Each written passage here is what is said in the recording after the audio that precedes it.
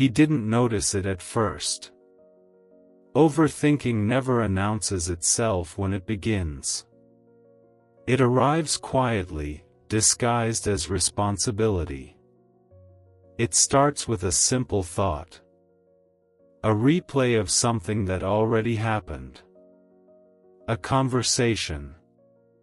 A decision. A moment that felt slightly unfinished. At first, it feels harmless. Even useful. After all, thinking things through sounds like intelligence.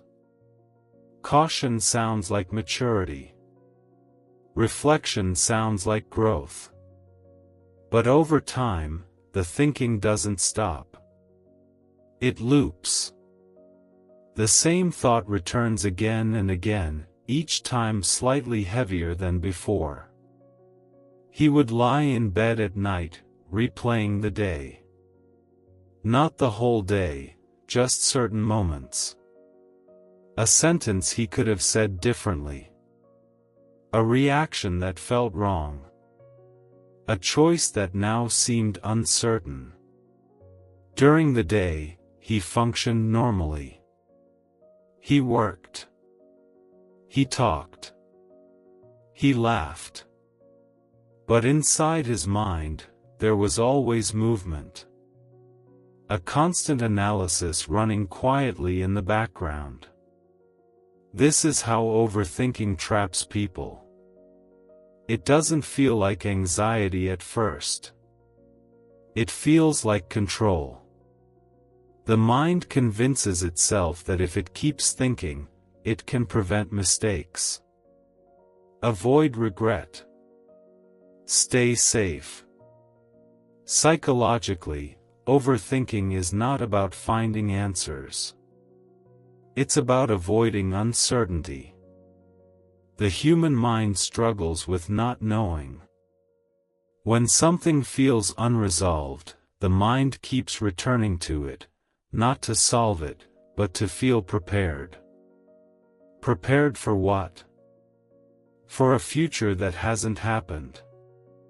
For outcomes that may never exist. This is why overthinking often focuses on what if. What if I made the wrong choice?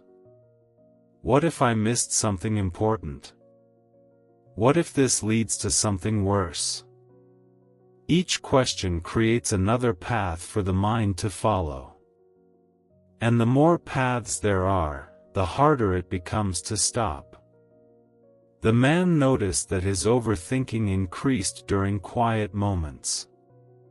Late at night. Early mornings. Moments when there was nothing demanding his attention. Silence gave the thoughts space. And space allowed them to multiply. He tried to solve it by thinking more. Reading. Analyzing. Breaking situations into smaller pieces. But the more he analyzed, the less clear things became. This wasn't because he lacked intelligence. It was because overthinking doesn't produce clarity. It produces mental noise.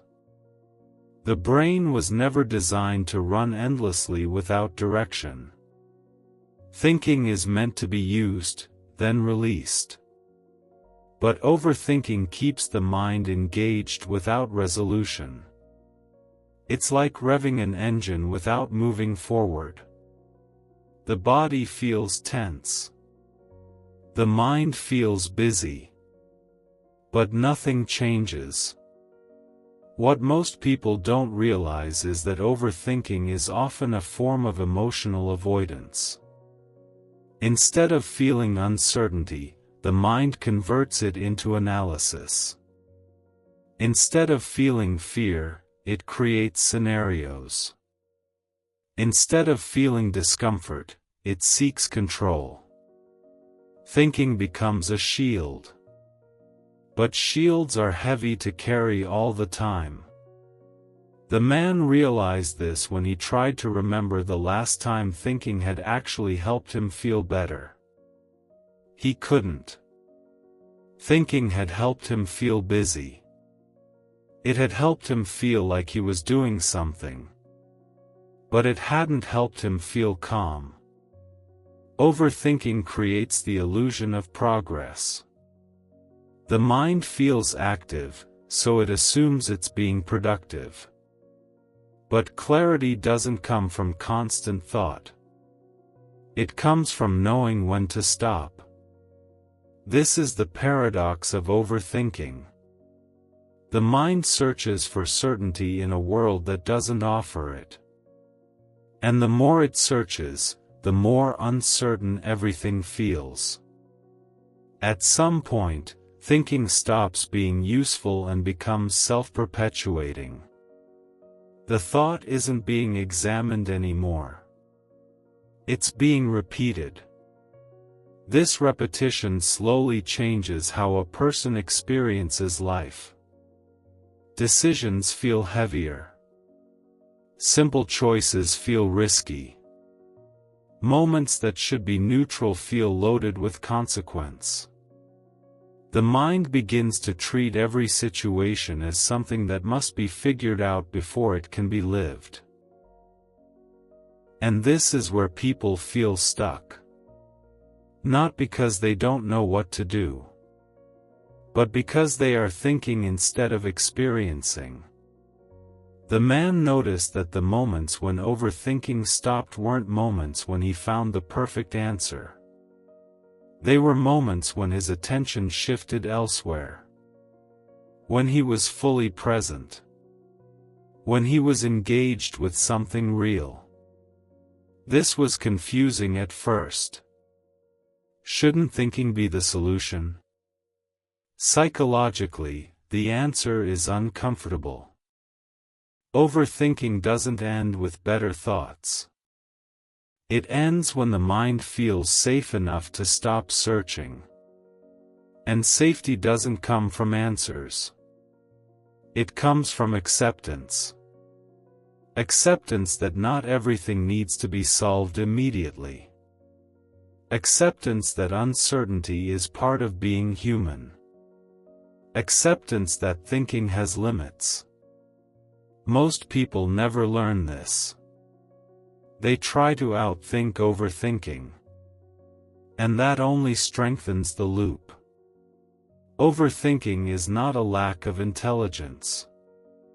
It's a lack of permission to let go. The man began to notice something strange. The thoughts that troubled him most were never about the present moment. They were always about something slightly removed from now. A future conversation that hadn't happened yet. A possible mistake that didn't exist yet. An outcome that lived only in imagination. Overthinking rarely lives in reality. It lives in anticipation.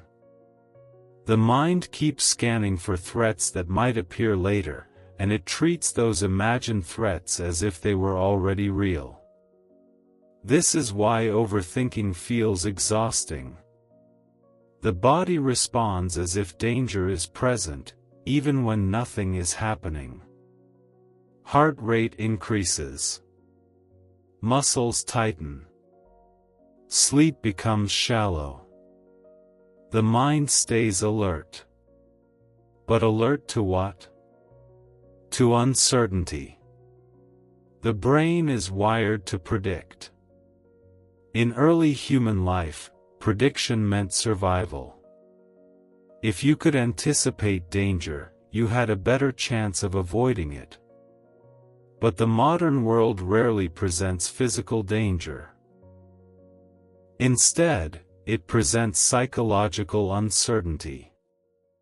Social judgment. Failure.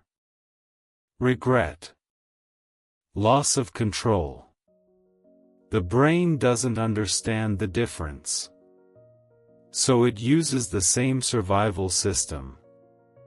Overthinking is the brain's attempt to protect you from emotional harm. But protection has a cost. When the mind constantly anticipates problems, it never rests. And when it never rests, it loses perspective. The man noticed that his overthinking intensified whenever he felt responsible for outcomes he couldn't control. Other people's reactions. Future consequences. What something might mean later. He carried the weight of imagined responsibility. This is where overthinking becomes self-punishing. The mind assumes that if something goes wrong, it must have failed to think enough. So it thinks more. And more. Until thinking itself becomes the problem. What people rarely understand is that thinking has a threshold. Beyond that threshold, more thought doesn't equal better decisions. It equals confusion. This is why people who overthink often struggle with simple choices. Not because they lack options, but because every option feels heavy. Every choice feels permanent.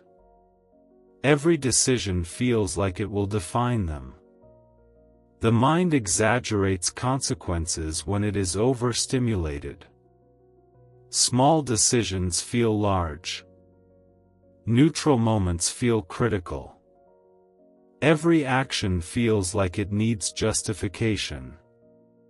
This is not clarity. This is overload. The man noticed that when he was physically tired, his overthinking worsened. When he hadn't slept well, thoughts felt sharper and more intrusive. This wasn't coincidence. The brain's ability to regulate thought depends on energy. When energy is low, the mind loses its filter. Thoughts come without order. And the person feels trapped inside their own thinking. Overthinking also feeds on self-judgment. People don't just think too much. They judge themselves for thinking too much. Why can't I stop? Why am I like this?